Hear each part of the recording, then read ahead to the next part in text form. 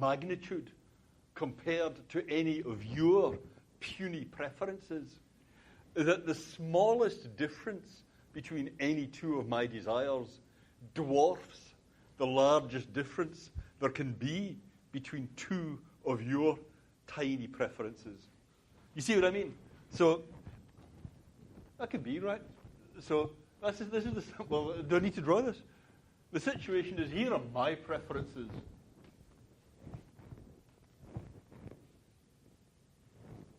And here are yours. Right? Something like that. So every kind of desire I have is vastly outbulks anything you have. Does that make sense? I mean, it seems to me that's not just disagreeable. That doesn't actually make any sense. I mean, it kind of conveys an attitude. But you can't really compare the strength of people's desires like that. You can put people's desires in a relative ordering. You can say which one you prefer to which. You can say what you do, what you prefer to what for any pair of things that you'd like. You can do a relative ranking of all your preferences. But there's no such thing as an absolute scale where you can put your preferences and mine in some kind of basket and say, well, absolutely, mine are vastly larger than yours. That just doesn't make sense. It's kind of like absolute and relative space. I mean, the relative thing makes sense, but the absolute thing does not. Yeah? I mean, it makes sense to say that the relative position of the chairs in the room has shifted. It makes no sense whatever to say maybe the whole of the universe has moved. That doesn't, you can't make anything of that, right? There are other examples. I mean, it makes sense to go to the optician and be told that you don't see everything as sharply as everyone else. Or you can be told your field of vision is not as big as other people's, something like that, and you might get some corrective for these things.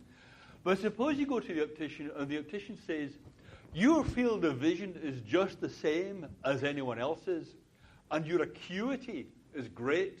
Your acuity is fine. You see everything just the same, with even better sharpness than other people. But you have one big problem. You see everything smaller than other people do. And of course you don't notice this in everyday life because your acuity is good and your field of vision is good. But you see everything smaller. But we have this very expensive treatment that will get you right. I mean, if you wear spectacles then or contacts, you'll know that sometimes you get a new pair of spectacles and everything looks smaller, right? Am I the only one that happens to? That happens, so I promise you, that happens sometimes. And then you kind of adjust and you think, hey, they've stopped working. These are not working anymore. But it doesn't really make sense to say whether you're seeing people the same size as I do. Maybe you see everything much bigger than regular people and I see everything much smaller. Those comparisons just don't make sense. You can make sense of relative acuity, relative size, but no more than that. Or with inverting prisms, the Austrian psychologist Köhler famously gave people inverting prisms to wear that made everything look upside down. So he had his subjects. At first it's very confusing, right? Because the floor is up there, the ceiling is down there when you wear these prisms. But people adjusted to them very rapidly. Within 2 or 3 days, they were going around as normal. They were functionally the same as anyone else. One guy used to drive his motorbike around Innsbruck wearing the inverting prisms. So he was functionally just like a regular person, even though he's wearing these prisms. And in that case, it seems to me people aren't really seeing everything upside down or not. If you're wired up the right way, then you're seeing everything round the right way. There's no possibility that you see everything upside down with respect to me. I mean, does that make sense? It seems to make sense that your colours might be different to mine. What about being up and down being different?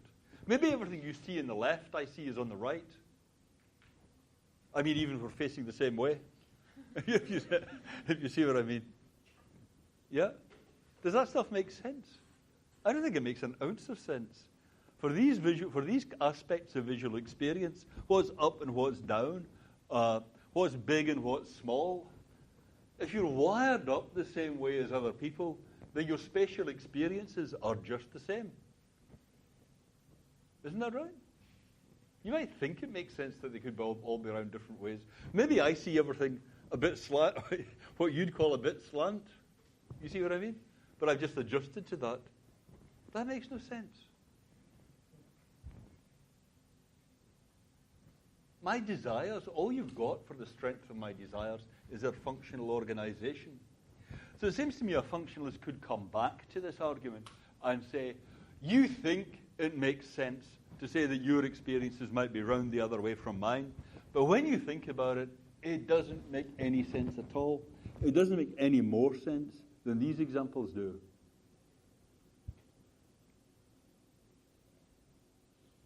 What do you think? Does that seem persuasive?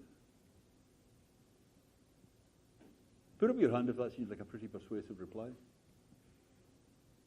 1. Okay, I pitched that as well as I could, but 2. Okay. And if you think it is not a persuasive reply, if you don't understand what the issue is, if you understand what the issue is but you're not quite sure where you stand on it, come on, that's all the possibilities. There are no more possibilities than that. If you don't want to raise your hand.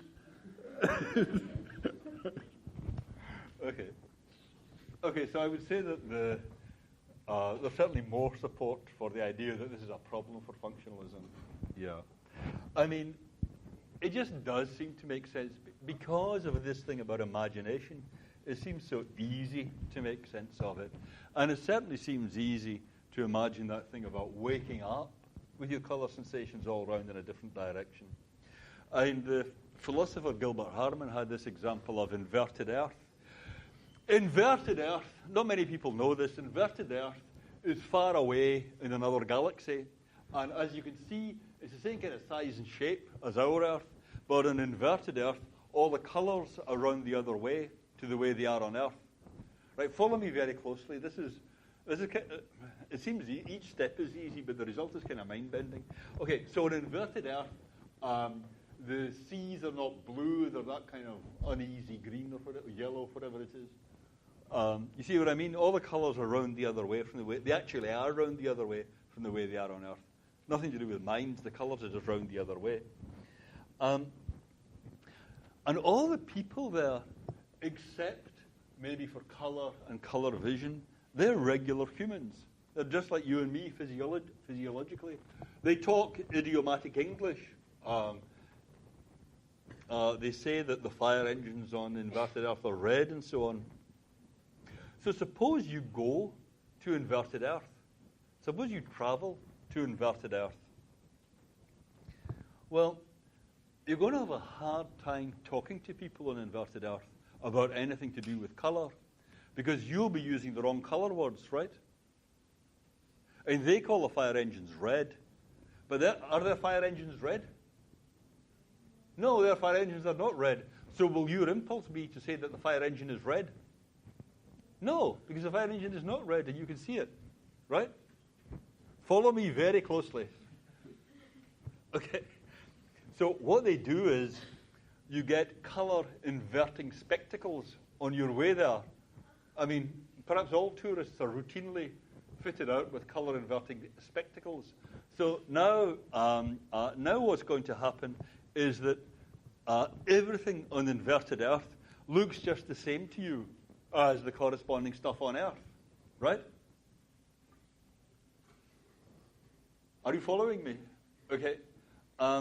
Whereas the people on inverted Earth are physiologically just like regular humans, but they're not wearing the color inverting spectacles.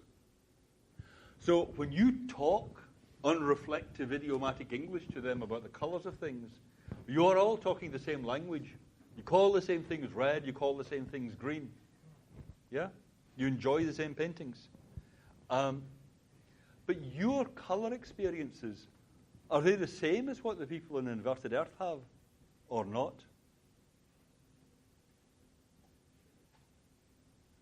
Put up your hand if you think you're having the same colour experience as the people on the inverting earth. Glasses on. Yeah. Remember, remember, your physiology is just the same as theirs, right? Except you're wearing the glasses, the inverting glasses.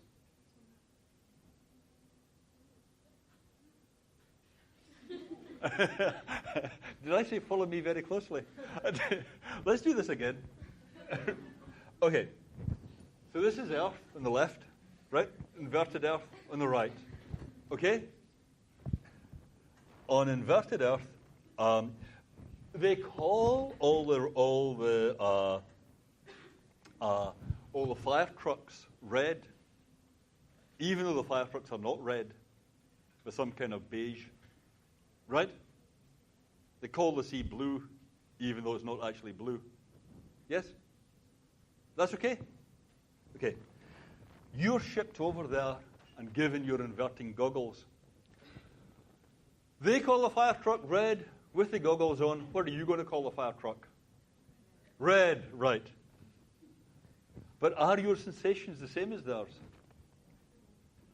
Of course not, because you're physiologically just the same, but you're wearing the goggles. Right?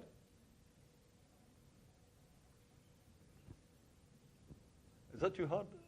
Some of you look very puzzled. It actually is very hard. I once talked to someone who actually has published a number of articles on this, and he told me it took him about 3 days to really get this into his head every time he went back to work on it. Yeah?